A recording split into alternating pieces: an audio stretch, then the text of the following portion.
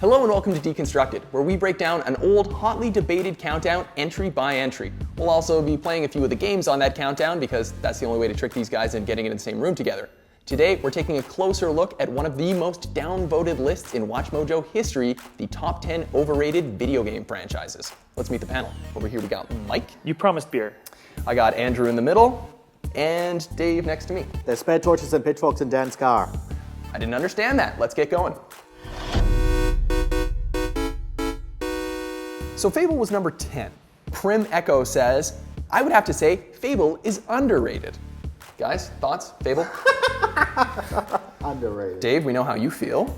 Yeah, if you want to see how much Peter Molyneux overrates his games, just pretty much Google search the Molyneux cycle. That's pretty much what I'm going to say on that. Yeah, Molyneux, I mean, he's famous for making huge promises and never delivering on a lot of those promises. When Fable 1 was in production, it was codenamed Project Ego, and he said, in his exact words, it's going to be the greatest game of all time. Amongst a laundry list of other features that the game was supposed to have, that never did. Moving right along, I don't think this is going to be too contentious. Angry Birds at number 9. Angry Birds ain't bad, because Rovio keeps changing them like Epic was an RPG, and the Transformers one was, you get the point, and 2, they have a nice freemium model. Nice freemium model, it does not, especially with Angry Birds 2. It was because of that freemium model that the game kind of crashed. Well, it's lost its steam. It overburdened itself with microtransactions. It started off, you could play the whole thing. Now you're nickel and dime to every step, you know. It's overskinned in the way that now it's in space. Now you got Rio, you got Star Wars, you got Transformers, you got it was done today. Bad Piggies. It's just and the thing about Angry Birds 2 is like it was such a flop that Rovio actually had to downsize their company. It works as a mobile game, and now it's on the PC, it's on consoles. They're trying to make it something that it's not. It's a distraction game, it's a fun little activity. It's not meant to be what they're saying it is, or trying to make it into. Okay, so I got a comment here that should lead us into the next entry. Do You Even Lift says, explain how Kingdom Hearts is overrated. Just please, you had no real reason why it's overrated. That's like saying Borderlands doesn't have enough weapon variety. This is the thing, like the first Kingdom Hearts game I don't think would have on the overrated label just on its own. Its sequels, however, I feel like it's kind of made the story much more complex for the sake of being complex. That's it. Well, I mean, in the video, someone, I won't name names, snuck in a line. Oh, we actually have another comment about that. Snuck in a line that it's a Disney Final Fantasy emo circle jerk, and I kind of agree with that. Well, just to comment on that, the AG locator said, in caps, did he just call Kingdom Hearts a Disney Final Fantasy circle jerk? That may kind of be the case, but we don't play Kingdom Hearts just for that. So, even the fans agree. So we're actually gonna play our next game, but I do have another comment to lead us into it. Okay, so number 7, It's Fizz says, to MGS, did you even play the games? Now we're actually playing the Phantom Pain here, which is the first game I've played since Portable Ops. And I've never been so conflicted about a game that I loved, but I'll leave it to you guys to talk about it at Foist. Dave, thoughts? Well, I'm trying to fight a bear right now. Okay, well, then I'll just start. The gameplay is tight as hell. All of that is great. It's just everything else. I find the open world is kind of empty. Yeah, I'm just going to bring up the map here for a sec. You'll look here, you'll notice that there's a lot of roads here that go around. So it looks like it's a big open world, but then you look at areas like this and you see these cliff lines. Like, yeah, those areas you can't actually access that stuff. And the stuff that's in between, it's all like stuff that you encounter on the missions. I still don't think the series is overrated, even if you don't count this. Even back in 2012, I think it's very easy to get past the completely insane plots and ridiculous characters because it's the like the Metal Gear Solid series is the tightest stealth action games you can possibly get. Like the guys who make these games, they set the bar for stealth action. The parts where it's being a game are fantastic. It's the part where it tries to be a spy thriller movie that it just goes like and it goes crazy. Like, but you put all of that stuff aside, and I think you absolutely can put all of that stuff aside in favor of the super tight, fantastic gameplay that no other studio can replicate. I don't think any of us are saying anything wrong with the gameplay. The gameplay here is absolutely amazing. Gameplay is amazing. Yeah. But in 2012, we said that we put this on a list of being overrated franchise. You know, you guys don't feel that way anymore? I don't think it's overrated at all. Even without this, I don't think the series is overrated. Well, I think the game has to be judged as a whole. I liked it too, but I also don't think it's a 10 out of 10 game. For me, it's between an 8.5 and a 9 out of 10 for me. But yeah, the issues that I mentioned earlier, they kind of hold it back from being like one of my absolute favorite games of the year. So right before we move on, let's just pull you two. Metal Gear Solid franchise on the list? It's still, I find it slightly overrated. It could be an HM, maybe 10. The thing is that people give it 10 on 10, you know, it's more of a 9 this game. Fair enough.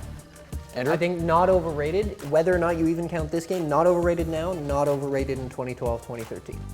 Well, that was a contentious entry, so let's move on to an easy one. Moving right along, we got number 6. Watermelons says, how is GTA on the list? Overrated?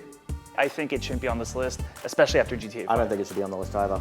Well, here's the thing with GTA. It's a really, really good franchise, and I love the GTA games. I played GTA 5 to death, but when you think about how much marketing goes in, how much money goes into this, and how many copies they sell, they're great games, but there are much better games out there. I just feel it's sort of a lowest common denominator. It's just like, you can see its value at its face. Anyway. Yeah, and it's the same. I mean, it's one of those games where every iteration is the same game. I mean, GTA definitely pushes the envelope. Well, the thing about like GTA 4's missions, they were pretty good, but nothing spectacular. GTA 5's missions, like especially the heist missions, absolutely spectacular. Yeah, but for every heist, you have to go like work on the docks, or have a bike race, or play, or do yoga. Anyway, at the risk of bringing the internet down on my head, I'm gonna stop talking about my thoughts on GTA and read another comment. On now to number 5. The things that tick me off the most about this video is the notion that the Sonic games were never really good to begin with. That's bullshit, and it's a notion that only appeared in the last few years because of the fact that even the old 2D games have been tainted by the fact that most of the modern 3D games are bad. But please people, try to remember this. The fact that the 3D games suck have absolutely no effect on the quality of the classic 2D games. Here's the thing, like the 3D games were never really that good to begin with. Like the first 2 Sonic Adventure games, I've seen a lot of people saying that they're really good Sonic games. No, they're not. They suck. And the only reason Sonic is as big as it is because it came out to compete with Mario, and it's been going ever since. It's just weird having these like instant death kind of things in a game that's all about speed. You're just pretty much pressing right, and he pretty much does his own thing for most of the game. Well, when the game is at its best, it plays itself. This is from AxeLoath1. Kingdom Hearts and Final Fantasy? Are you serious? Obviously, Zelda franchise should be on the list, but WatchMojo won't put it on because they are too busy sucking Zelda's dick. Zelda's the girl, by the way. So, Final Fantasy. I don't think this one should be on the list, honestly. You see, I would agree with you, but for different reasons. I agree that it probably shouldn't be on the overrated list, only because the past few entries haven't got good ratings. Well, that's the thing with 13, like, I don't think anyone's overrating it. I think it's pretty much the consensus that 13 pretty much sucks Chocobo Balls. You know, it got decent reviews for a game that a lot of people didn't like. I mean, I'm sure there's tons of people that did But like I think it, people are afraid to give it a bad review because it has the name Final Fantasy. It's like when the on Phantom it. Menace came out. Like that, you know, the Phantom Menace actually has pretty good reviews. There's deniers, you know. Well, no, I just think everyone is like, oh God, it's Star Wars. I can't be the one guy who said that Star Wars was a bomb. I think it's the same thing with Final Fantasy to a certain extent. Well, it's mostly just 13, but to lump the rest of the series in with 13 and to say the whole thing's overrated, I think that's kind of unfair to all the other games in the series. Dave says he likes it self-contained, but it's turned into self-contained bullshit, let's be honest. However, that new one does look kind of cool. It does look really good. Final Fantasy 15 looks amazing. It's probably one of my most anticipated games. Up next is number 3. Mornir Maged says, FNAF, Minecraft, Pokemon, Mario, and The Sims are not overrated, but Assassin's Creed and Metal Gear Solid is bullshit. I think that like, if we did this list nowadays, Assassin's Creed's kind of gone down in the rating, so I don't think we would have to include it. I honestly don't think it was a good series to begin with. Like, it's supposed to be an open world game with stealth elements, but the stealth elements were never really good to begin with. I think that the franchise they're doing it every year, they're overdoing it, and they haven't fixed basic gameplay things. Like I'm trying to open a door and I'm jumping up and trying to climb on the mantle or whatever, or up the building, and that's crazy. I think the franchise is starting to go down the medieval toilet. And I feel it's a real shame that if this franchise gets the bullet, and I don't think it will anytime soon, but like it's one of the last things that does this historical fiction thing in a cool way. It doesn't always tie in a good way, but at least they're trying. I like this idea of like different periods of history. Moving on to number 2, Doug Bouffard says, this list is terrible. I am a PlayStation fan, and I have never liked the Xbox, so it goes without saying that I'm not a fan of Halo. but even I can't deny that it is a good game and very well made. More than half the games on this list should not be here. That's just my 2 cents. If half the games, we wouldn't have a list. He doesn't know what overrated means. Anyway, Yeah, obviously not. That being said, however, I agree with him that I don't think the Halo franchise should be on this list. I think the Halo franchise did as much for the console shooters as GoldenEye did back in the day. What I want to say is that I find that what I love about this series is the gameplay, the physics, the gun wielding, like all that stuff is really fun. As for the lore, that's what I find is like totally overrated. There's like 18 books, there's Forward Unto Dawn, the miniseries, there's a movie coming. But the game itself, I was playing with a buddy through Halo 4, for example, and we were like, what the hell is the story? Like, you know what I mean? And some people are gonna say, oh, you guys don't understand it. It's not really well executed. And the story, I don't really care about the story, to be honest. One particular case where Halo 4 really suffered was when they introduced the main villain, the Didact. Because if you hadn't read all the books beforehand and known why Didact is such an imposing figure, you think it's like, okay, he's there and now he wants to destroy Earth. Okay, so I know we picked co-op mode for a specific reason. Dave, you care to explain that? Because Halo 5 does not have co-op. Or doesn't have same screen co-op. Well, split screens co-op, yeah. Like, their justification for this was the frame rate. The frame rate. They wanted to have the game constantly running at 60 frames per second. But what's interesting is that Star Wars Battlefront has 60 frames per second, and it also has a split screen. So the question is, if Battlefront could do it, why not Halo? Would you say that it's still overrated? I feel like it should have ended at Halo 3 because I thought the trilogy was fantastic. But 343 with the new Halo series, probably, yeah. Andrew, what about you? You guys haven't said anything. You are clearly really enjoying this, which I think is a point towards Halo. I don't think it's overrated at all. I mean, yes, obviously it's not as tight in some areas, and some of the games in the franchise are better than others, but I think if you count everything it's done for the industry and everything it's done for shooters on consoles. You mentioned, yeah, I think that like GoldenEye was the first game to show that like a shooter can work on the consoles. I think Halo was the first shooter on consoles to have it work well. Mike, what about you? Last word, like I said, I love the gameplay. I think the gameplay continues to be fun. It's really good. You grab a buddy. Now you can't really grab a buddy on the couch, but that's separate. It's the lore. I really feel like they try to make the lore more than it actually is in the game, and that annoys me. So, number 1, Call of Duty. Zain Akbar says, COD is failing because they don't understand variation in demand or consumer needs and wants. They only know what is copying and repackaging. You know, the thing about with Call of Duty is pretty much Activision. Like, they have a history of pretty much just milking out their franchises for pretty much what they're worth, and then when they're not selling as much anymore, they just discard them. However, like, it still sells. It still sells extremely well. So I don't think there's really any incentive to innovate.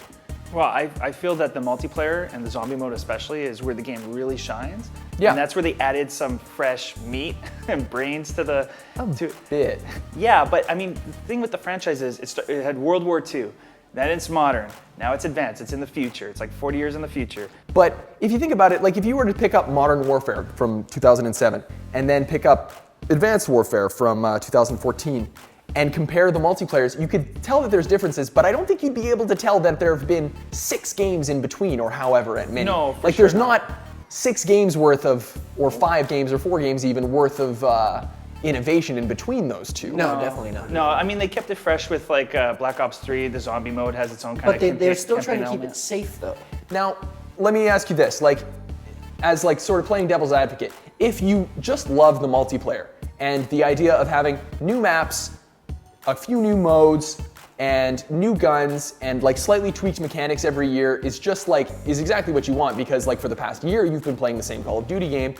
If what you want is just more of that every year, then is this really bad? For $60 every year, I'd say no. Especially with all the DLC they make you get? Oh my god, the DLC, that's crazy. You're gonna end up spending way more than Like the double game. the price. Yeah, Double the exactly, price, yeah. I mean, to me, this franchise is the equivalent of a popcorn summer blockbuster movie. So, recently the reviews have kind of slumped for this. I mean, not badly. It never goes into the yellow on Metacritic. What do you think? Would it be on the list if we were to do it again? Yes. Yes, I think it would be. I think it's totally, yeah, it would be. It's overrated. I'd rather they do one push the envelope entry like every 2 or 3 years rather than one every year. Okay, Andrew, I know you're deep in thought here.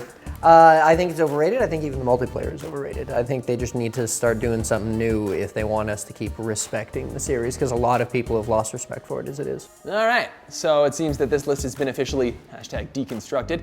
Quick fast, I think we kind of need to redux this list by now. So, if you guys were to do this list tomorrow, what would you put on and what would you remove from the current one? Well, I would make the case to perhaps, and people are gonna kill me, put on Zelda. I find the Zelda. Kill you. He's gonna kill me. That's why Andrew's between us. I'm not wearing a scarf this episode. And what would you take off? Oh my goodness. No one cares about Fable. I get rid of Fable. It's passé. Andrew. I'd leave Fable on for sure. I would definitely get rid of Halo and probably Metal Gear Solid. If I was gonna add one, I think I would add Pokemon. I would have had Pokemon too. Like, it's a series that I feel is too held back on its formula that was all the way back in its Game Boy days. And Okay. It doesn't seem to evolve. Do you have any thing that you would remove from the list? If I was to remove something from the list, I probably would remove Final Fantasy. I would also add Five Nights at Freddy's. Okay, well, be sure to let us know what other topics you'd like to see us deconstruct. Check out the original video because it's still a good one, oldie but goodie. And of course, for more great stuff published every day, be sure to subscribe to WatchMojo.com.